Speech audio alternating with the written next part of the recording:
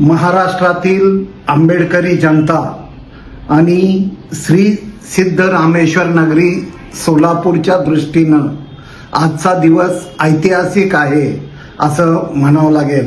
त्याचं कारण असं की विधिमंडळातून राज्यसभेवर पाठवण्यात येणाऱ्या सदस्यासाठी सोलापूरच्या ज्योती वाघमारे हिला संधी देण्याचा इतिहास माजी मुख्यमंत्री तथा शिवसेना नेते उपमुख्यमंत्री एकनाथराव शिंदे यांनी आज घडवलेला आहे। ज्योती ही सोलापूरकरांची ज्योती।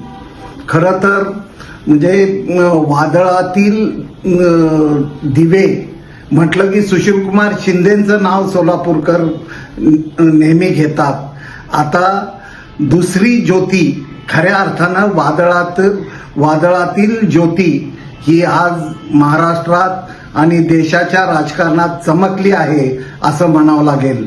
शून्यातून विश्वनिर्मिती काय असते मला आठवतं, साधारण 2000 साली ज्योती महाराष्ट्रात पहिल्या गुणवत्ता यादीत पहिल्या नंबरनं उत्तीर्ण झाली होती। सोलापूरकरांना तिचं खूप कौतुक। नेमकं त्या काळात मी सोलापूरच्या सुराज्य सोलापूर या दैनिकाचा संपादक होतो आणि तिचं कौतुक करायला आणि तिला प्रोत्साहन देण्याची संधी मला त्यावेळी मिळाली। त्याच वेळी तिचं वाचन, तिचा गाढा अभ्यास आणि सगळ्यात महत्त्वाचं सामाजिक चळवळीविषयीची समज ही दिसलेली होती। आणि नेमकं तेच घडलं। नंतरच्या काळात अनेक वादळं अंगावर घेत व्यक्तिगत जीवनात अनेक संघर्ष करत ती पुढे जात राहिली। तिचा व्यासंग वाढत राहिला, तिचा अभ्यास वाढत राहिला। कधी वृत्तनिवेदिका म्हणून तर कधी एक वक्ता म्हणून ती सोलापूर जिल्ह्यात सतत कार्यरत असायची।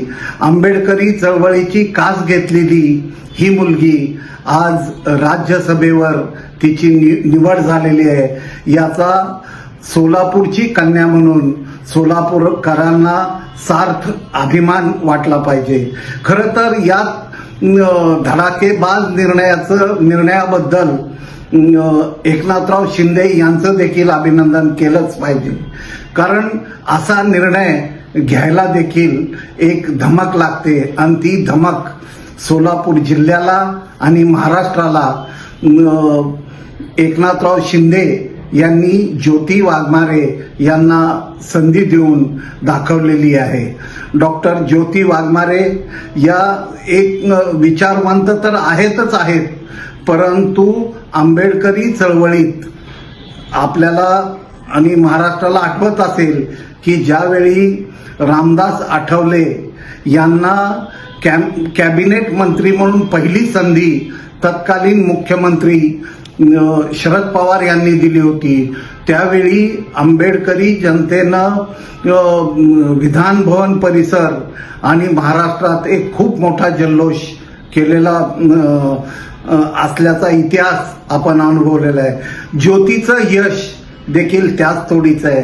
कुठलीही पार्श्वभूमी नसलेली, कुठलाही गॉडफादर नसलेली, स्वतःच्या गुणवत्तेवर ती राजकारणात स्थिर होते याचं आम्हाला समाधान वाटतं।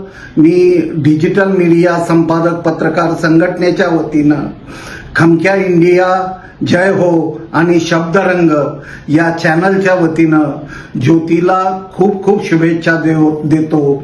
देशाच्या आणि राज्याच्या राजकारणात ती तळपत राहो, सतत चमकत राहो अशी प्रार्थना करतो।